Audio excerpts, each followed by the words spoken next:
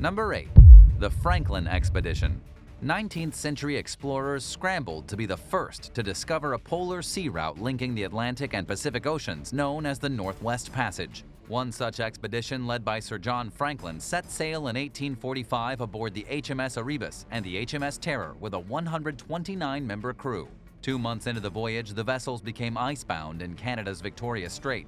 The crews remained on the ships for a whole year before they decided to try reaching civilization on foot. They had packed several years' worth of food, so their reasons for abandoning the Erebus and Terror remain unclear to this day. Meanwhile, the rest of the world waited to learn of the crew's fate, unaware of just how bad things had gotten. Over 100 search missions that took place over the next decade failed to find any clues of what had happened. Answers slowly came over time when the discovery of human remains, handwritten notes, personal belongings, and eyewitness reports started to roll in.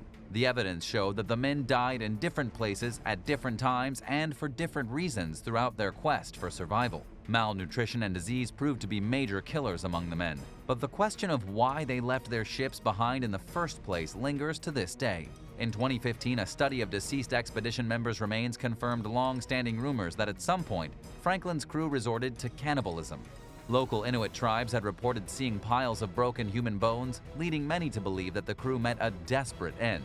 Bone evidence shows that they first ate the muscles. They then cracked the bones open and ate the marrow in what's known as end-stage cannibalism. The Erebus and Terror were finally discovered in 2014 and 2016. Researchers hope to find diaries, photos, documents, and other evidence that might be able to help them better understand the crew's decision to desert the ships, and which may help to solve any other mystery surrounding the ill-fated expedition. Number 7. The Octavias Ghost Ship. According to legend, a 3-masted schooner called the Octavias appeared off Greenland's west coast in 1775. The story claims that the 5-man crew of a nearby vessel, the Herald, spotted the derelict ship and went aboard to investigate. They ventured below deck and found the dead, frozen, and perfectly preserved remains of 28 men. The captain of the Octavias supposedly died sitting at a table in his cabin with a pen in his hand and his logbook in front of him. Nearby lay the bodies of a woman, a child under a blanket, and a sailor with a tinderbox. Unwilling to continue with their search, the terrified crew from the Herald grabbed the captain's logbook and disembarked. The logbook's last entry was dated November 11, 1762, nearly 13 years earlier. According to the captain's writings, Octavius had reached the Orient that year after leaving England in 1761. For the return voyage, the captain ordered the crew to sail through the Northwest Passage, a notoriously treacherous and frigid sea route through the Arctic Ocean that serves as a connection between the Pacific and Atlantic. This would perhaps explain why the ship's crew met such a tragic end. But Octavius was never seen again after the Herald crew supposedly found it, and its logbook no longer seems to exist. Consequently, many modern historians have written the entire story off as a myth. Number 6.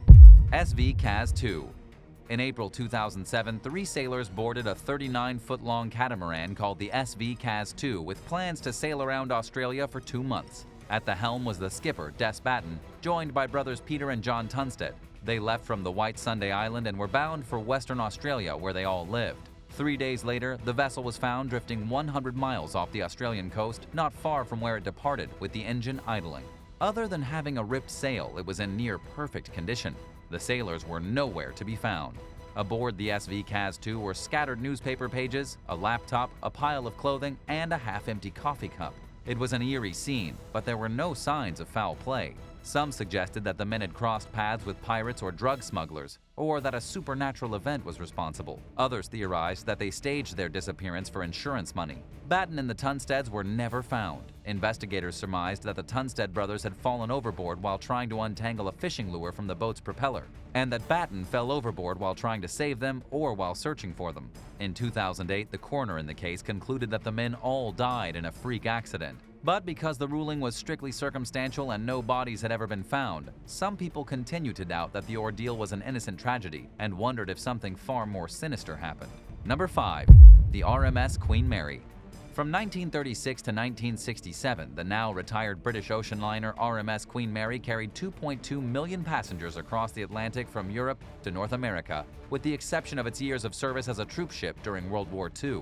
The ship was grand, boasting 5 dining areas and lounges, 2 cocktail bars, 2 swimming pools, a grand ballroom, a squash court, and a small hospital. Today, it's permanently docked in Long Beach, California, where it functions as a floating hotel and haunted attraction with 3 restaurants and a venue hall.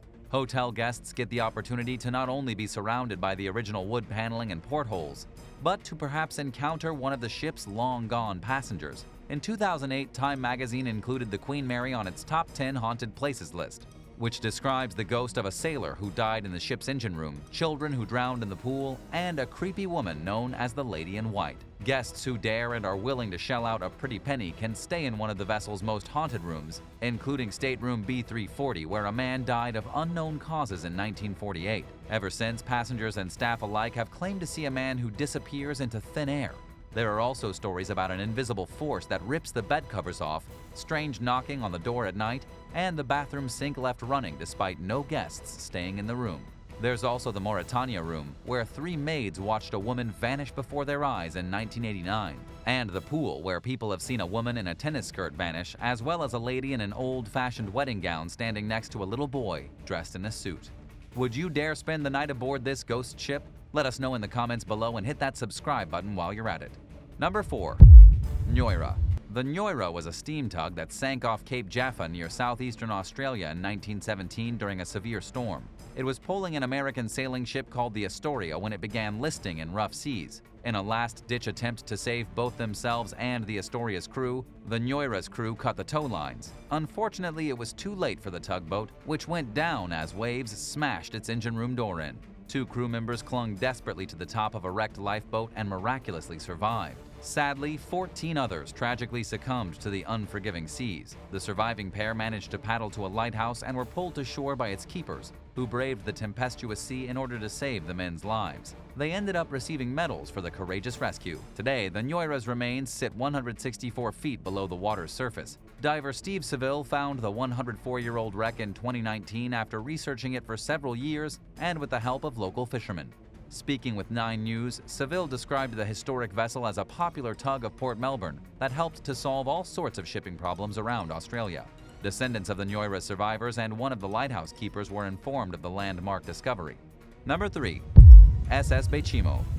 Originally a German trading vessel, the SS Baychimo was seized by Great Britain as a World War I reparation. From there, it fell under the ownership of the Hudson Bay Company as a trading ship that routinely traversed the Atlantic between Scotland and Canada, doing business with local Inuit tribes along the way. While sailing in the Canadian Arctic in 1931, the steel-hulled steamer became trapped by ice floes. The crew abandoned the ship and awaited rescue in a makeshift shelter nearby. They lost sight of the Baychimo during a blizzard later that day, and it vanished by the time they awoke the next morning. The men simply assumed that it had sunk, but a week later, an Inuit man claimed that he had seen the vessel. It was too damaged to salvage, so the crew retrieved what cargo and belongings they could and once again deserted the ship. Over the next several decades, there were numerous reported sightings of the Baychimo, earning it the nickname of the Arctic Ghost Ship. The last verified sighting happened 320 miles north of the Arctic Circle in 1969, off the coast of Barrow, Alaska. Nobody has reported seeing the ship since then. Finally, 37 years after being abandoned by its crew, the Baychimo finally vanished for good. Deserted ships don't typically linger in coastal areas for long. Usually they're swept out to sea by currents, and either way, they eventually rust and sink. The oddest thing about the Baychimo is how long and how frequently people continue to see it. What's even more strange is that nobody has found any signs of debris or wreckage since it was last spotted. The Alaskan government began a search for the ship in 2006 as a last-ditch effort to find it, but no traces of it have appeared, and it's probably safe to say that until or unless it's found at the bottom of the ocean, the Baychimo is gone for good. Number 2. Miski. In 2013, former sailing enthusiast Mike Kuhn and his girlfriend set sail from England in his sailing yacht, the Miski. The South African couple had sold their homes with plans to pursue economic opportunities in the Caribbean. A crew spent a month showing Kuhn the ropes. Then he continued toward his destination alone, while his girlfriend made plans to fly to their new home. The crew had reassured Kuhn that he could handle the voyage on his own, and although the weather report called for 4 days of somewhat difficult weather, it looked like it would be smooth sailing after that.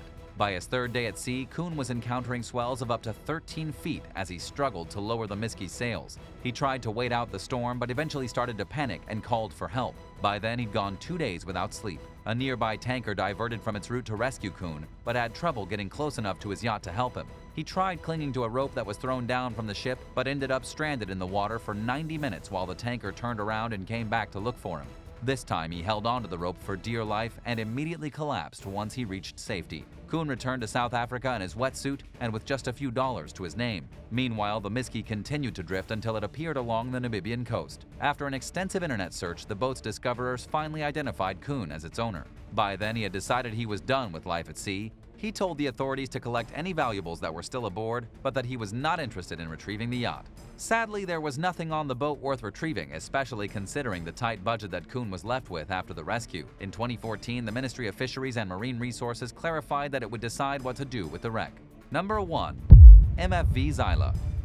Built in 1975, the MFV Xyla was a South African fishing trawler that became stranded near the Namibian town of Henties Bay in 2008. It ran aground during the early morning hours in a popular fishing spot known as Xyla and was too damaged to repair. The ship was already stripped down to its shell when it was sold as scrap to an Indian company, but it never reached its new home in Bombay. In fact, the vessel didn't go far at all. It broke free from its tow rope before even getting the chance to leave Namibian waters and began to drift with 2 crewmen aboard. They spent the night stranded on the Xyla in tempestuous weather with nothing but walkie-talkies and life jackets to protect them. Luckily, the boat drifted back toward a fishing area which would have normally been empty on a weekday morning. But it was a holiday, and an entire crowd turned up for what they thought would be an uneventful day at the beach. A group of fishermen alerted local authorities to the distressed ship while 2 men bravely got onto a rubber raft and went to try rescuing the crew members. It took them an hour just to get the raft close enough to the Xyla, where the stranded sailors had no choice but to jump onto the raft and hope they landed properly. The fishermen looked on and cheered as the crewmen jumped and thankfully made it onto the raft. Everyone involved was extremely lucky to emerge from the ordeal with only minor injuries. The Xyla remains in the water today, where it started to deteriorate noticeably from being constantly battered by the waves. Thanks for watching. Which of these chilling stories shocked you the most? Let us know in the comments below, and don't forget to subscribe. We'll see you next time for another amazing video right here on American Eye.